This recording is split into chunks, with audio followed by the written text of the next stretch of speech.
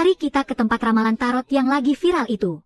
Setiap kali dia mengunggah video ramalan, pasti akan ada seorang selebgram yang tewas dengan cara persis seperti dalam ramalannya. Beberapa hari lalu, 1 Oktober, Taiwan.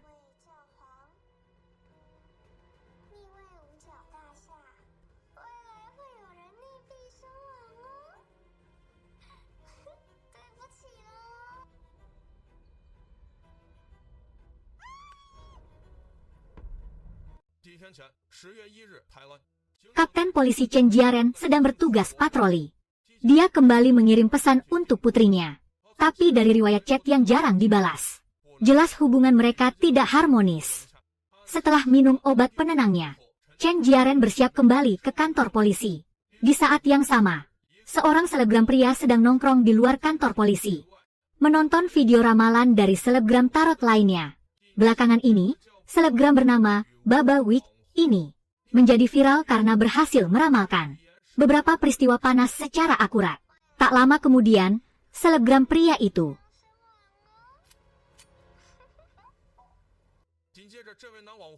berjalan membawa senjata menuju kantor polisi. Melihat itu, 4 polisi langsung menghunus senjata. Lalu Chen Jiaren tiba di tempat kejadian. Setelah situasi sedikit kacau, Chen Jiaren menembak pria itu tanpa ragu.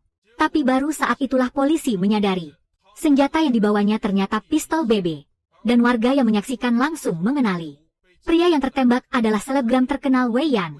Video polisi menembak selebgram yang hanya membawa pistol BB ini langsung memicu badai opini di internet. Di saat yang sama, 3 selebgram pria lain yang sering main dengan Wei Yan cepat mendapat kabar ini. Salah satunya bernama Youzi, langsung bergegas ke rumah sakit untuk menjenguk Wei Yan. Dokter UGD memberitahu keluarga Wei Yan. Di luar ruang operasi, peluru menembus bahu dan tulang rusuk korban, berhenti di paru-paru kiri bawah. Untungnya jantung tidak terkena, meski peluru berhasil dikeluarkan. Karena lukanya cukup besar, pasien belum sepenuhnya lepas dari bahaya.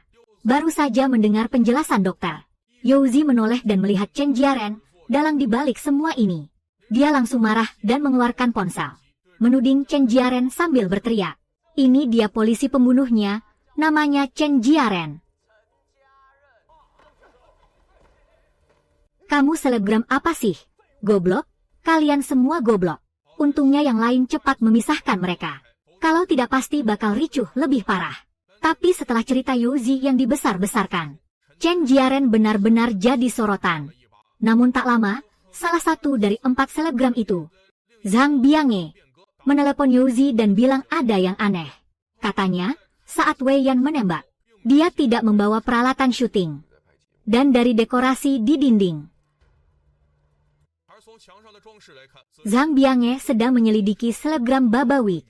Keesokan harinya, anggota tim kejahatan teknologi polisi, Li Xinping, juga memperhatikan Baba Week ini.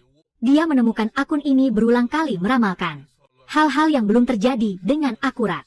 Setelah mengumpulkan data, Li Xinping menyerahkannya kepada kepala tim investigasi teknologi, komisaris politik, dan kepala kepolisian. Kepala polisi hanya melirik sekilas, lalu menolak dugaan Li Xinping. "Kita polisi bekerja berdasarkan bukti. Aku tidak akan asal menarget seorang selebgram hanya karena dia viral di internet." Kepala polisi juga menyuruh Li Xinping lebih realistis, lalu menugaskannya untuk menyertai Chen Jiaren menyelidiki kasus ini. Sekarang kepala polisi sudah paham, selebgram pria itu sengaja datang untuk ditembak. Jika Chen Jiaren tidak segera dibersihkan dari badai opini ini, masalah kedepannya akan semakin banyak. Di sisi lain, Xiao Yi, pemilik toko kue rumahan, sedang membuat kue krim untuk pelanggan. Dari luka-luka di tubuhnya, tak sulit melihat seperti apa pacarnya, Dazuang. Dazuang adalah selebritas kecil yang punya sedikit pengikut, tapi konten videonya sembrono dan kasar. Hampir semuanya jebakan jahat untuk orang biasa, makanya tak banyak yang subscribe.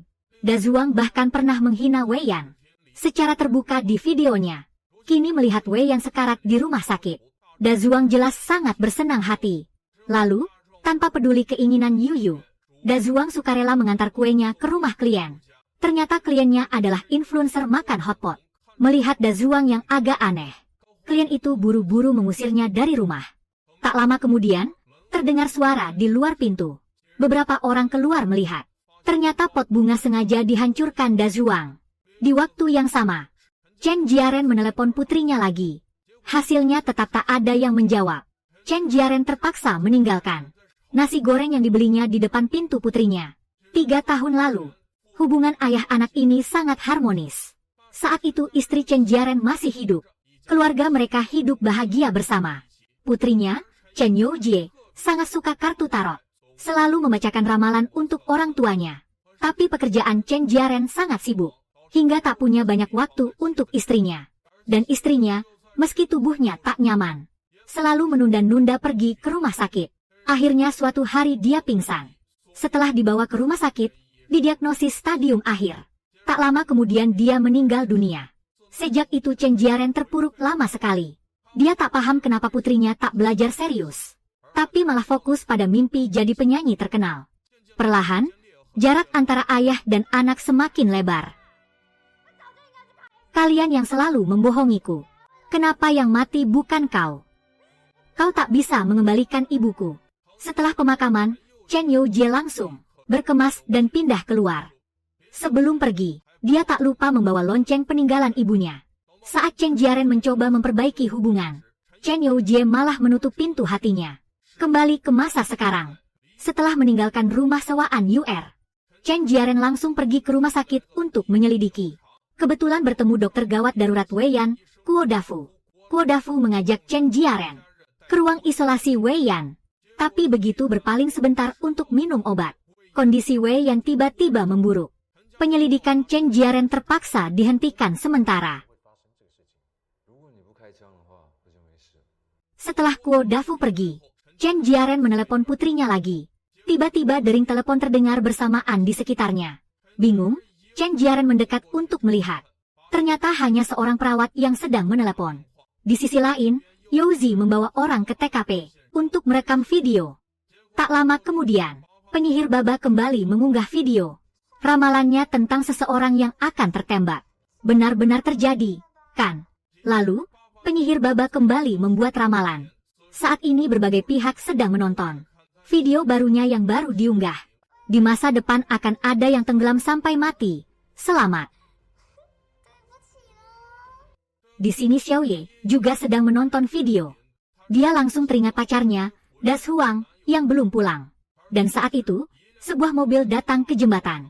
Sopirnya melemparkan sesuatu dari bagasi ke dalam air. Entah berapa lama, akhirnya Da Zhuang pulang ke rumah. Xiaoye mendekat untuk melihat, dan menemukan Da Zhuang sedang membersihkan noda darah di tangannya.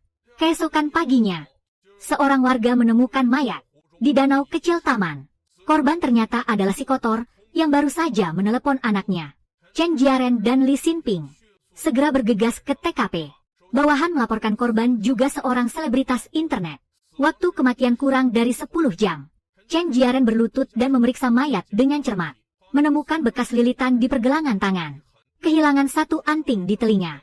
Dan tidak ada lumpur di mulut. Jelas ini bukan TKP utama. Korban ditenggelamkan di tempat lain. Lalu mayatnya dibuang ke sungai. Tapi saat itu juga, Li Xinping melihat seorang wanita mencurigakan di tepi sungai.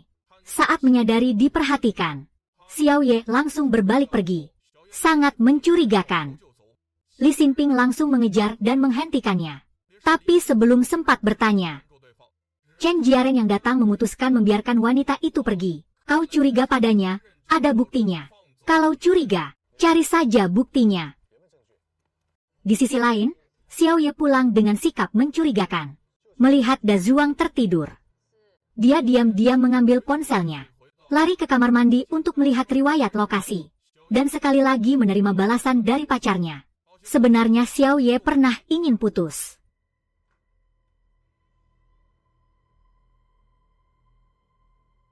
Tapi setiap kali diajukannya, Da Zhuang selalu mengancam akan membunuhnya. Jadi dia hanya bisa menahan dan menelan semua kesedihannya. Sementara itu, Chen Jiaren melapor ke kepala kepolisian. Dia merasa kasus Weiyan dan si kotor kemungkinan besar dilakukan oleh orang yang sama. Pelaku mengatur Weiyan ke kantor polisi, berharap polisi akan menembaknya.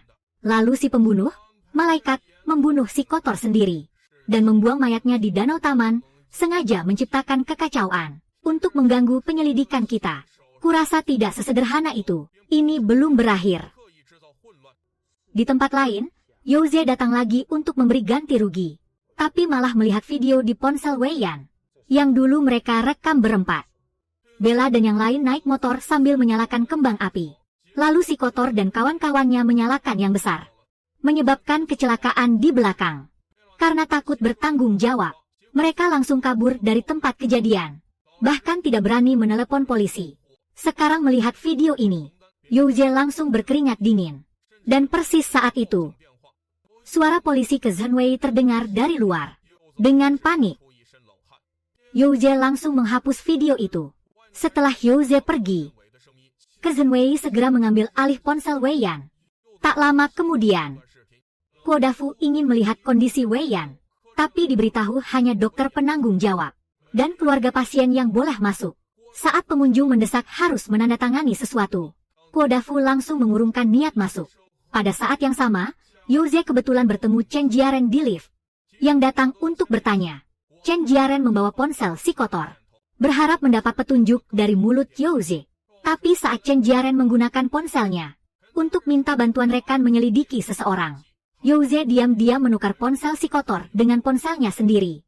Setelah berhasil, dia buru-buru meninggalkan rumah sakit dan pergi menemui seorang selebritas internet yang dikenalnya. Diam-diam, Youze menggunakan tangannya sendiri untuk menukar ponsel kakaknya yang kotor. Setelah berhasil, dia buru-buru meninggalkan rumah sakit, lalu pergi mencari seorang influencer yang dia kenal. Ponsel Zhang Biange menerima pesan terakhir. Itu dia yang kirim. Youze penasaran apa yang diminta anak Zhang Biange. Dia minta sesuatu padanya. Ternyata cuma koran-koran lama. Ini semua data ramalan BBNW. Lalu Youze juga menemukan Zhang Biange pernah kontak BBNW di aplikasi Wei yang ke kantor polisi dan menembak. Itu kau yang suruh. Dengan cara apa kau kendalikan Wei Yan? Di baliknya, Youze temukan balasan BBNW. Hasilnya cuma satu gambar.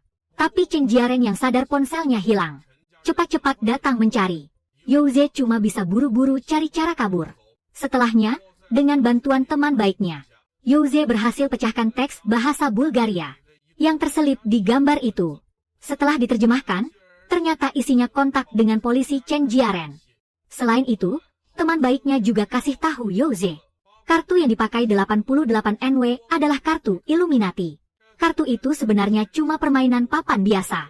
Tapi karena ada yang nemuin polanya, berhasil meramalkan 911 Chernobyl, Pentagon, dan terpilihnya Trump. Itu yang bikin kartu ini jadi terkenal. Edisi terbarunya hampir mustahil dibeli di dark web. Tapi baru-baru ini ada selebgram wanita upload video unboxing. Tapi baru saja Youze keluar pintu, Chen Jiaren udah datang lagi nyariin. Meski Youze masih pengen kabur, akhirnya dia tetap gak bisa lepas dari cengkraman Chen Jiaren.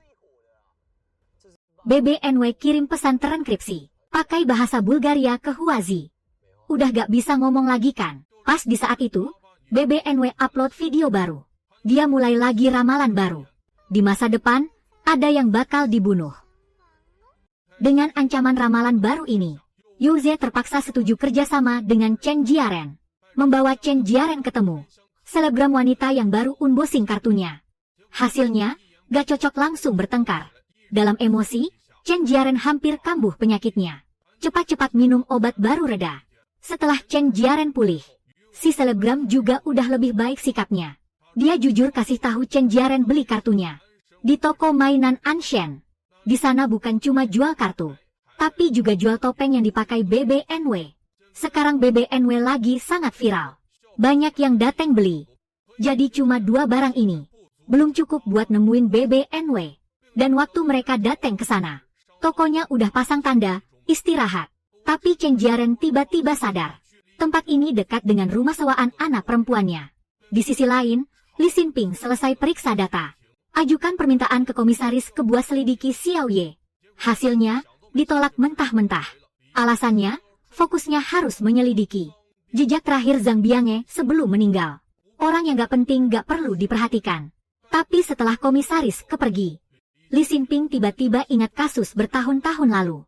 Waktu itu dia masih bertugas di kantor polisi setempat. Ada yang lapor kalau teman dekatnya hilang 5 hari. Saat polisi datang menyelidiki, pacar si hilang bilang Yu gak ada di rumah. Tapi Li Xinping perhatikan. Anjingnya terus menggaruk-garuk pintu. Seperti ada orang di dalam. Tapi polisi yang pimpin penyelidikan pergi begitu saja. Alasannya, gak punya surat perintah penggeledahan. Hasilnya, beberapa hari kemudian. Waktu Li Xinping yang khawatir datang lagi. Yang dilihatnya cuma mayat perempuan itu. Hal ini jadi luka terdalam di hatinya. Kalau saat itu langsung nerobos masuk, mungkin aku bisa menyelamatkan gadis itu. Untuk membantu lebih banyak orang seperti itu. Li Xinping berusaha keras mendekati tim investigasi sains.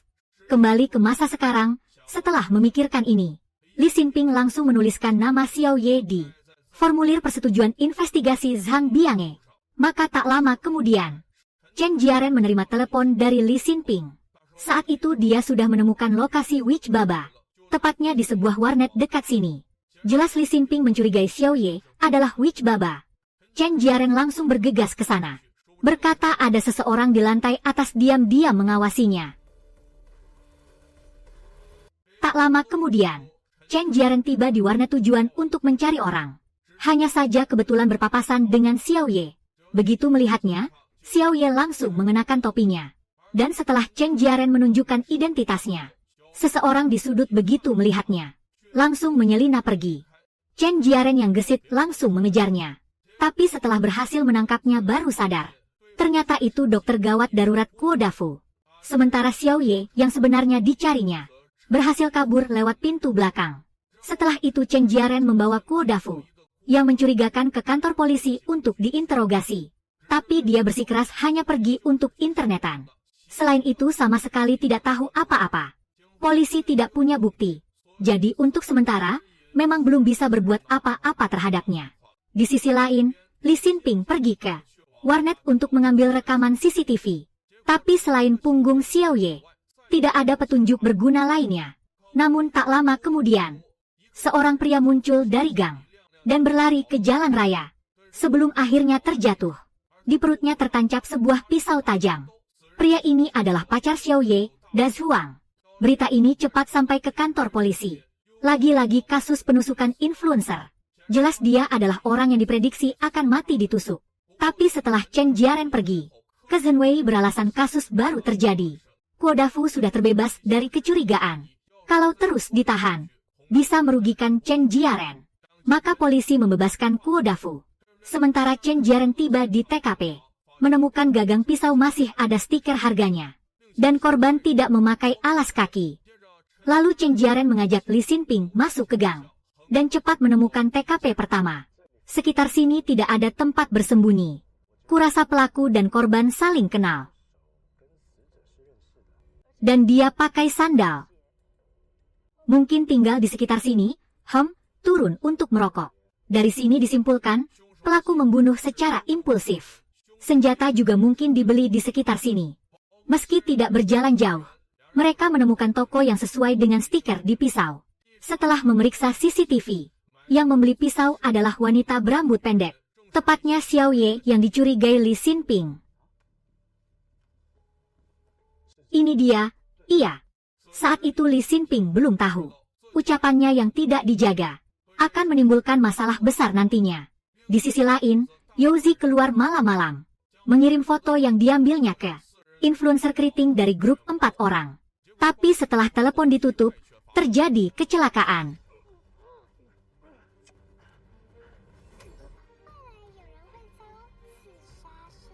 Saat Youzi sadarkan diri, dia sudah diikat di bagasi mobil, parkir di sebuah pabrik terbengkalai. Benar-benar terjebak tanpa pertolongan. Sementara itu, komisaris tiba-tiba memberitahu Chen Jiaren, Li Xinping tidak akan lanjut mengikuti kasus ini. Karena komisaris menemukan dia mengganti jadwal perjalanan untuk menyelidiki tersangka Xiao Ye. Maka dia dipindahkan ke tugas administrasi. Itu sudah hukuman yang sangat ringan. Saat itu Chen Jiaren tidak banyak bicara. Sambil berbicara, Hai En tiba di ruang otopsi. Menurut konfirmasi dokter forensik, korban meninggal karena luka tusuk dan kehilangan darah terlalu banyak. Sedangkan di kuku kedua tangan korban ditemukan serpihan kulit dan rambut. Meski tidak ada sampel yang cocok di database, tapi yang pasti pelakunya adalah seorang wanita. Hanya saja, seorang tersangka wanita menusuk korban 4 kali berturut-turut. Jarak penyerangan sangat dekat, tapi korban hampir tidak melakukan perlawanan yang efektif. Pelakunya mungkin punya kemampuan luar biasa, atau dia adalah orang dekat korban. Jadi polisi awalnya menyimpulkan ini kasus yang melibatkan orang dekat. Tapi Chen Jiaren punya pendapat lain. Dari Luka Dazuang, pembunuhnya adalah wanita dengan tinggi badan biasa. Sedangkan Tang Biang dicekik sampai tenggelam di air. Padahal tingginya 180 cm. Wanita biasa sulit menahan orang seperti dia. Apalagi lokasi pembuangan mayat di jembatan. Tinggi pagarnya lebih dari 1 meter. Hanya seorang wanita tidak mungkin menyelesaikan seluruh proses kejahatan ini. Di sisi lain, Yu Zhe masih berjuang keras di bagasi mobil. Setelah berteriak minta tolong sia-sia, Yu Zhe hanya bisa mencari cara sendiri. Kebetulan sebelumnya Chen Jiaren memberinya korek api. Dia menggunakan korek api untuk membakar ikatan di tangannya, lalu mengosongkan konsol tengah baris belakang. Akhirnya mendapatkan sedikit ruang untuk bernapas. Tapi saat itu si pembunuh sudah siap membunuhnya. Jika tidak segera mencari cara keluar, nasibnya pasti suram. Sebelum diculik, Yu Zhe pernah mengirim informasi lokasi ke Chen Jiaren. Jadi Chen Jiaren segera menyadari telepon Yu Zhe tidak bisa dihubungi. Berdasarkan pelacakan ponsel, Chen Jiaren dan Huan mau cepat menemukan lokasi kejadian dan menemukan darah Yu Zhe di gang kecil. Chen Jiaren segera menelepon Li Xinping, memintanya memeriksa CCTV di sekitar. Kemudian sekitar jam 2 pagi, terlihat sebuah mobil yang dilaporkan hilang. Pernah masuk dan keluar dari sini. Mengikuti jejak mobil itu, Chen Jiaren menemukan gedung tak selesai tempat Yu Zhe ditahan. Sementara Yu Zhe, untuk menarik perhatian orang lain, menggigit gigi dan membakar bagian dalam mobil. Lalu memicu sprinkler di dalam pabrik. Akhirnya Chen Jiaren mendengar suara ini, dan segera datang untuk menyelamatkannya. Setelah lepas dari bahaya, Yu Zhe langsung menuding Ed Petalwik. Dia merilis video publik di saluran pribadinya.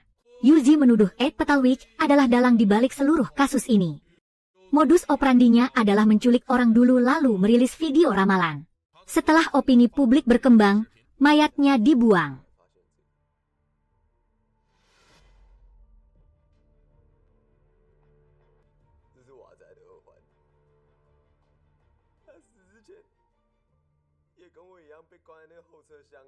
Video itu tersebar dengan cepat menimbulkan kegemparan di internet.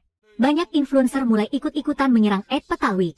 Malamnya, Chen Jiaren dan Li Xinping datang menjenguk Yu Zhe. Tapi setelah melihat foto, Yu Zhe berkata, dia sama sekali tidak mengenal korban Dazuang. Juga tidak mengenal pacar Dazuang, Xiao Ye. Chen Jiaren meminta Yu Zhe memikirkan baik-baik. Apakah pernah menyinggung seseorang? Karena si pembunuh sepertinya menargetkan mereka berempat. Tapi Yu Zhe langsung membantah. Dazuang itu pengecualian, tahu. Coba pikir, apakah pernah menyinggung perasaan seseorang? Karena si pembunuh sepertinya sengaja menyasar mereka berempat. Tapi Yu Zhe langsung membantah. Dazuang itu pengecualian, tahu. Untuk si pembunuh, jelas-jelas ini pembunuhan acak. Dan pada saat yang sama, Chen Jiaren dan Li Xinping menerima pesan yang sama. Setelah membacanya, mereka langsung berbalik meninggalkan ruang perawatan. Ternyata, ada berita besar yang tiba-tiba viral di internet. Seorang netizen memposting bahwa polisi telah mengonfirmasi identitas penyihir 88.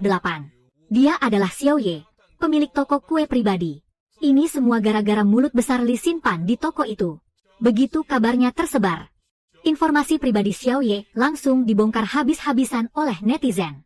Kepala polisi yang tahu kabar ini langsung murka. Masalah Ye Bingxuan adalah tanggung jawabku. Aku salah bicara, tapi aku benar-benar tidak sengaja. Maafkan aku.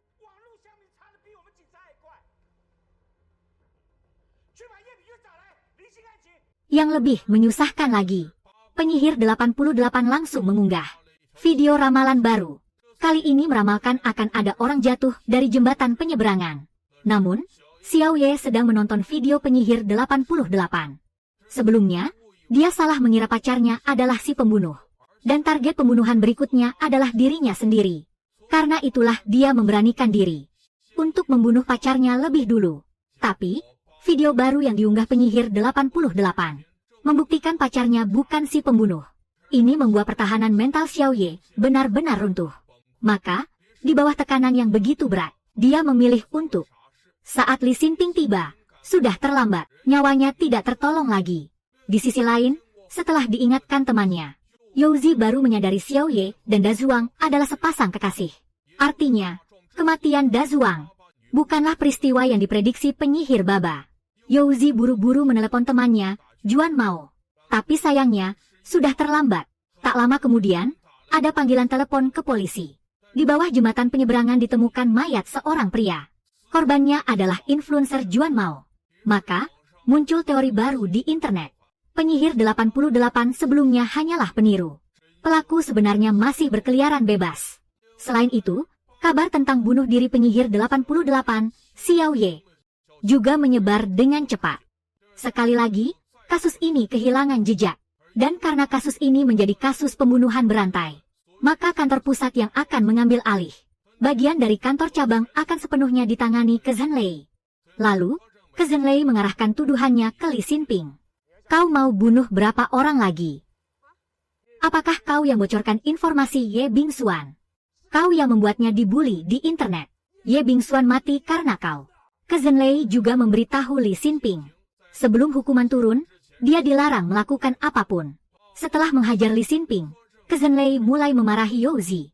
Dia langsung menyodorkan rekaman video itu di depan Youzi. Jika video ini diunggah ke internet, semua orang akan tahu si pembunuh sengaja membalas dendam pada mereka. Tapi Youzi yang tahu hal ini malah menyembunyikannya, menyia-nyiakan waktu penyelidikan yang berharga. Bahkan Chen Jiaren juga kesal karena Youzi menyembunyikan fakta.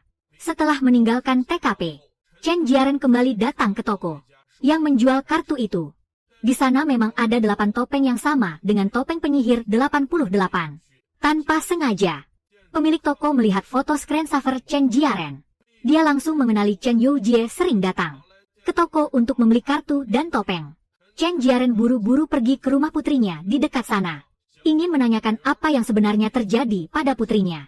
Tapi dari dalam, lama tidak ada jawaban. Chen Jiaren lalu mencari kunci cadangan dari sepatu dan membuka pintu. Tak disangka, di detik berikutnya dia melihat pemandangan yang membuatnya merinding. Ini kemungkinan besar tempat si penyihir 88 melakukan siaran langsung. Apakah putriku, Chen Youjie, adalah penyihir 88 yang sebenarnya? Kemudian, Chen Jiaren menemukan sebuah koran lama di atas meja. Bahkan dari informasi berbahasa Bulgaria di atasnya, dia berhasil melacak sebuah penginapan bernama Ami. Di sisi lain, Li Xinping yang tak mau menyerah, memilih untuk terus menyelidiki. Bersama Youzi, mereka kompak menghindari kamera pengawas dan berhasil mencuri kunci ruang penyimpanan barang bukti. Namun, baru saja Li Xinping menemukan rekaman CCTV kecelakaan tahun itu. Ke Zhenwei sudah masuk ke ruang penyimpanan, dan dia menemukan Li Xinping yang bersembunyi di balik lemari. Kau mencuri barang bukti? Tidak, tidak. Aku cuma mau menyerahkan barang bukti. Ke Zhenwei langsung merebut barang itu, lalu buru-buru mengusir Li Xinping. Tapi dia tak menyangka, Li Xinping diam-diam berhasil mengambil ponsel Xiaoye. Lalu dia menggunakan decoder untuk membuka kuncinya. Saat memeriksa riwayat panggilan, dia menemukan penginapan Ami. Kemudian, Chen Jiaren dan Li Xinping sama-sama bergegas mencari penginapan Ami. Li Xinping dan Youzi lebih dulu tiba di penginapan dan menemukan seorang wanita yang mencurigakan. Wanita itu langsung ingin kabur begitu melihat mereka. Tapi dia malah dihadang dan ditangkap oleh Chen Jiaren yang baru tiba. Aku tanya, di mana Youzi? Ternyata gadis bernama Ting En ini adalah penyihir baba. Dan juga sahabat karib Chen Youzi. Awalnya mereka berkenalan saat audisi. Langsung akrab dan cepat menjadi sahabat dekat. Begitu Chen Youjie pindah dari rumah, dia langsung sekamar dengan Ting En. Kemudian, untuk membantu Ting En berlatih membaca naskah, mereka sepakat membuat channel penyihir 88. Mereka bersama-sama merencanakan konten untuk setiap episode video. Awalnya, tidak banyak yang tepat. Tapi setelah meramalkan sebuah kecelakaan, masalah pun berdatangan. Hari itu, saat Ting En sibuk merekam video untuk Chen Youjie, tiba-tiba dia menerima sebuah video via airdrop. Isinya Ada seseorang yang sedang mengintip Chen Youjie yang sedang tertidur. Artinya, ada yang menyusup ke rumah mereka. Lalu, Youjie yang pergi untuk melapor. Tak pulang sampai malam itu. Tak lama kemudian, Ting En menerima video. Youjie diculik. Penculiknya mengancam Ting En untuk merekam 4 video ramalan. Sesuai tanggal yang ditentukan. Dan dia tidak boleh menghubungi siapapun. Kalau tidak, Youjie akan mati.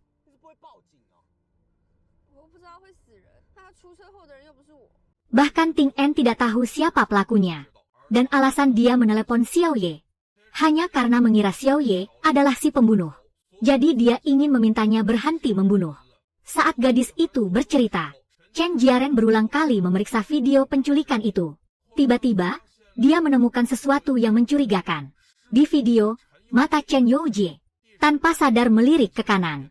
Dan di dalam frame video, hanya ada sebuah stop kontak yang tak mencolok. Chen Jiaren langsung mengenali. Ini adalah model stop kontak rumah sakit. Dan dia teringat seseorang. Dokter darurat Kuo Dafu. Dia punya kesempatan untuk bertindak terhadap gastritis. Tapi kondisi gastritis justru memburuk. Sebelumnya, di rumah sakit, saat aku menelepon putriku, aku juga mendengar dering ponsel yang sama. Ditambah lagi, kami pernah menangkap Dokter Kuo di warung internet. Semua titik mencurigakan ini bertumpuk. Chen Jiaren semakin curiga. Dokter Kuo sangat mungkin adalah tersangka utama dalam kasus ini. Dokter Kuo adalah tersangka dalam kasus pembunuhan sipil. Segera selidiki panggilannya, lokasi terakhir yang terdeteksi. Namun, setelah mendengar laporan itu, komisaris polisi menolak dengan alasan tidak ada bukti. Dan menolak menandatangani surat perintah penggeledahan. Tapi Li Xinping tidak mudah menyerah. Dia nekat menemui kepala polisi langsung untuk meminta tanda tangan. Saat itu juga, dia langsung membuat janji militer. Kalau Dokter Kuo bukan pelakunya, dia akan keluar dari penyelidikan kriminal dan jadi polisi lalu lintas. Melihat keberaniannya, kepala polisi langsung tersenyum dan menandatangani namanya. Dan faktanya memang seperti yang diduga Chen Jiaren. Dokter Kuo lah yang menculik Chen Youjie. Saat ini, Dokter Kuo sudah dibutakan oleh kebencian. Mulutnya terus bergumam tak karuan bahwa istri dan anak perempuannya tewas karena ulah orang-orang ini. Di saat yang sama, Li Xinping menemukan kasus lama. Istri Dokter Kuo setahun lalu meninggal dunia di rumah sakit. Saat itu dia sedang hamil. Akhirnya karena keguguran dan kehilangan banyak darah, ibu dan anaknya sama-sama meninggal. Dan penyebab tragedi ini ternyata disebabkan oleh ulah jahat sekelompok selebgram. Ternyata, pada malam terjadinya kecelakaan, Dokter Kuo menemani istrinya yang hamil keluar. Lalu di tengah jalan bertemu dengan keempat selebgram itu, Wei Yan dan kawan-kawan. Mereka sedang nongkrong dan membuat keributan di jalan raya. Kekacauan itu memicu kecelakaan pertama. Dokter Kuo ingin segera membawa istrinya ke rumah sakit. Tapi kemudian kecelakaan kedua terjadi. Mobilnya oleng dan terbalik di jalan karena ban pecah. Dokter Kuo selamat. Tapi istrinya tidak seberuntung itu. Karena luka parah dan pendarahan hebat. Nyawanya tak tertolong. Yang membuat Dokter Kuo putus asa adalah, pengacaranya mengatakan, sangat sulit untuk menjatuhkan hukuman pembunuhan kepada para selebgram itu. Paling-paling hanya bisa dihukum karena membahayakan keselamatan publik. Artinya, 2 nyawa hanya ditukar dengan 7 sampai 8 tahun penjara. Hasil seperti ini sama sekali tidak bisa menghibur kesedihannya karena kehilangan istri dan anak. Maka, Dokter Kuo memutuskan untuk membalas dendam dengan caranya sendiri untuk istri dan anaknya yang telah tiada. Kebetulan dia melihat ramalan kecelakaan dari Witch Baba. Lalu terpikir olehnya untuk memanfaatkan Witch Baba dalam menjalankan rencana balas dendamnya. Kembali ke masa sekarang, Chen Jiaren menyimpulkan lokasi penculikan putrinya adalah asrama karyawan rumah sakit yang sudah tidak dipakai. Dia pun segera menuju rumah sakit. Tapi ternyata sudah terlambat. Kuo Dafu sudah memindahkan Chen Youjie ke bagasi mobil. Kemudian polisi segera tiba di lokasi untuk menyelidiki. Mereka dengan cepat menemukan kasus penembakan Wei Yan. Adalah perbuatan Kuo Dafu yang mengancam Wei Yan dengan video kecelakaan. Dan sebuah pertanyaan baru muncul. Video kecelakaan yang dipegang Kuo Dafu agak berbeda dengan versi yang beredar di internet. Video yang dipegang Kuo Dafu direkam oleh dashcam mobil. Tapi versi yang beredar di internet adalah rekaman dari ponsel beberapa selebgram itu. Saat ini, perasaan Chen Jiaren dipenuhi penyesalan dan penyesalan. Dia melihat-lihat riwayat chat dengan putrinya beberapa hari terakhir. Menyesali kenapa tidak sadar lebih awal bahwa orang yang diajak chat sudah lama diganti oleh Kuo Dafu. Kalau saja bisa menemukan lebih awal, mungkin putrinya bisa diselamatkan lebih cepat. Tepat pada saat itu, akun Witch Baba kembali mengunggah video ramalan baru.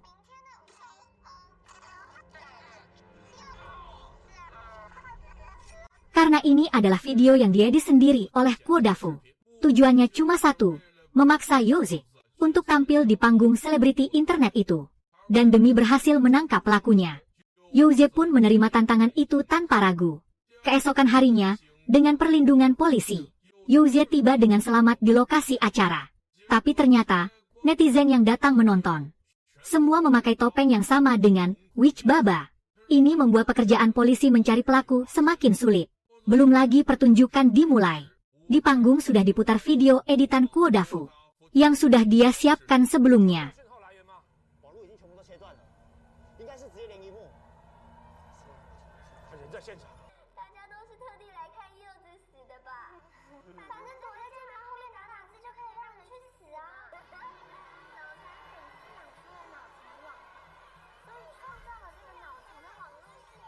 Melihat emosi penonton hampir meledak, kru belakang panggung terpaksa mematikan layar darurat.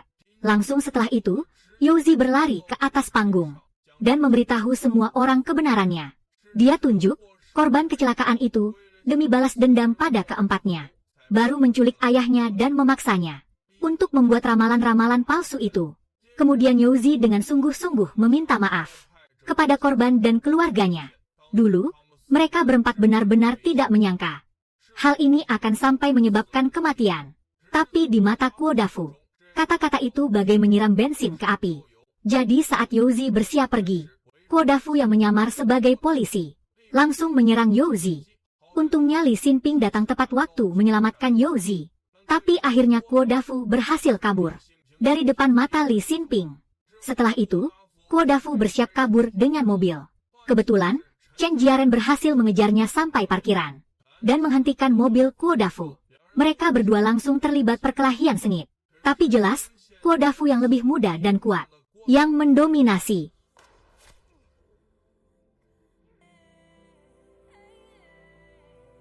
Chen Jiaren berhasil menemukan anak perempuan yang diculik di bagasi mobil. Ayah dan anak perempuan yang sudah lama renggang ini. Karena peristiwa penculikan ini, akhirnya berdamai. Kupikir kasusnya selesai di sini. Tapi Li Xinping segera menemukan titik mencurigakan baru. Video kecelakaan di komputer Kuo Dafu berbeda dengan versi yang beredar di internet. Dan file aslinya sudah lama dihapus Youzi. Jadi kenapa Kuo Dafu punya video ini? Siapa yang memberikannya? Ternyata Kuo Dafu bilang, versi video di internet bukan dia yang upload. Dari awal sampai akhir, dia cuma punya satu versi. Video dari dashboard kamera. Artinya, masih ada satu orang lagi yang terlibat. Dialah yang mengupload versi lain ke internet. Yang ingin membunuh para selebriti internet itu bukan cuma aku. Setelah Li Xinping pergi, Kuo Dafu menggunakan benda yang sudah dia siapkan untuk mengakhiri hidupnya yang menyakitkan ini. Pagi-pagi sekali keesokan harinya, Wei Yan yang lama tertidur akhirnya sadar. Dia yang bisa mendengar semua pembicaraan langsung memberitahu Youzi. Video itu masih ada lanjutannya. Versi yang dirilis di internet sudah dipotong. Youzi segera menyampaikan kabar ini ke Chen Jiaren. Kemudian mereka pergi ke TKP untuk menyelidiki. Setelah diperiksa dengan teliti oleh Chen Jiaren, dia menemukan bekas tembakan di tiang listrik. Lalu dia menyelidiki arsip tahun itu dan menemukan bahwa pada hari kecelakaan, bahkan tidak jauh dari sana, seorang bernama Zhao Kuan juga tewas. Sebab kematiannya adalah overdosis narkoba. Tapi arsip pribadi Zhao Kuan dienskripsi oleh sistem kepolisian. Bahkan polisi senior seperti Chen Jiaren tidak bisa mengaksesnya. Yang lebih aneh lagi, rekaman CCTV terkait kecelakaan juga mengalami kerusakan fisik. Sama sekali tidak bisa dipulihkan. Aku yakin ini ulah orang kita sendiri. Chen Jiaren juga membawa arsip terkait. Data itu mencatat bahwa saat itu Kuo Dafu mengatakan saat kecelakaan terjadi, roda depan mobilnya menabrak hidran, tapi roda belakangnya malah meledak. Namun, polisi yang menangani kasus ini, dalam laporan investigasinya menyebutkan, dia curiga ledakan roda belakang bukan kecelakaan, tapi sengaja ditembak hingga pecah. Chen Jiaren mulai punya dugaan berani. Dulu ada yang menembak ban mobil Kuodafu hingga pecah, baru memicu kecelakaan kedua. Dan orang yang menembak itu kemungkinan adalah pelaku lainnya. Di sisi lain, beberapa orang berencana menjebak. Mereka merekam lagi video ramalan Witch Baba, menyebut masih ada pelaku di belakang layar. Lalu mereka minta bantuan influencer lain untuk berakting. Selanjutnya, tolong sebarkan berita di internet bahwa Wei Yan sudah tahu kebenarannya. Kita akan memaksa pelaku asli menyerang Wei Yan. Rencananya sukses besar. Malam itu, orang itu benar-benar datang membungkam Wei Yan. Dan orang ini ternyata Kezhan Wei. Ternyata setahun lalu, Kezhan Wei menyuap informan Zhao Guoan dengan narkoba, agar dia kasih lokasi transaksi pengedar. Tapi kali ini, mereka malah bertengkar. Zhao Guoan merebut ponsel Kezhan Wei yang sedang merekam. Kezhan Wei langsung mengejarnya. Dan kebetulan sampai di lokasi kecelakaan pertama. Saat berkelahi, Kezhan Wei menembak. Pelurunya langsung mengenai roda belakang mobil Kuodafu, menyebabkan kecelakaan kedua. Tak mau kasusnya terbongkar dan karirnya hancur, Kezhan Wei langsung nekat mencekik Zhao Guoan sampai tewas. Lalu memasukkannya sebagai overdosis narkoba. Setelahnya, Kezhan Wei manfaatkan jabatannya. Pertama, hentikan penyelidikan polisi. Lalu, enkripsi arsip Zhao Guoan. Setelah itu, hapus semua rekaman CCTV yang terkait. Saat kasus Wei Yan terjadi, dia langsung mengenali dokter itu korban kecelakaan. Wei Yan dan Youze adalah influencer waktu itu. Jadi dia langsung selidiki ponsel Wei Yan. Setelahnya, Kezhan Wei pulihkan video asli. Kemudian, Kezhan Wei berusaha memulihkan kontak dengan Wei Yan yang dihapus dari ponsel Wei Yan. Dan di sana benar-benar terekam dia. Setelah pertimbangan matang, untuk tutupi banyak kejahatannya, Kezhan Wei potong bagian dirinya. Lalu unggah video itu ke internet. Alihkan perhatian publik ke beberapa influencer. Tapi tak disangka, saat rencananya hampir sukses, Wei Yan malah tahu kebenarannya. Kezhan Wei terpaksa datang dan bunuh dia. Tapi seketika, banyak orang muncul di ruangan, termasuk Youze dan Chen Jiaren. Baru dia sadar sudah terjebak. Dan rekaman saat Kezhan Wei beraksi tadi juga sempat disiarkan langsung oleh Youze. Melihat karirnya sudah hancur, terpojok dan panik, Kezhan Wei kehilangan kendali. Dia langsung sandera Youze, lalu bawa sandera itu kabur. Akhirnya bersembunyi di lift. Di saat genting, Chen Jiaren kasih kode rahasia ke Youze.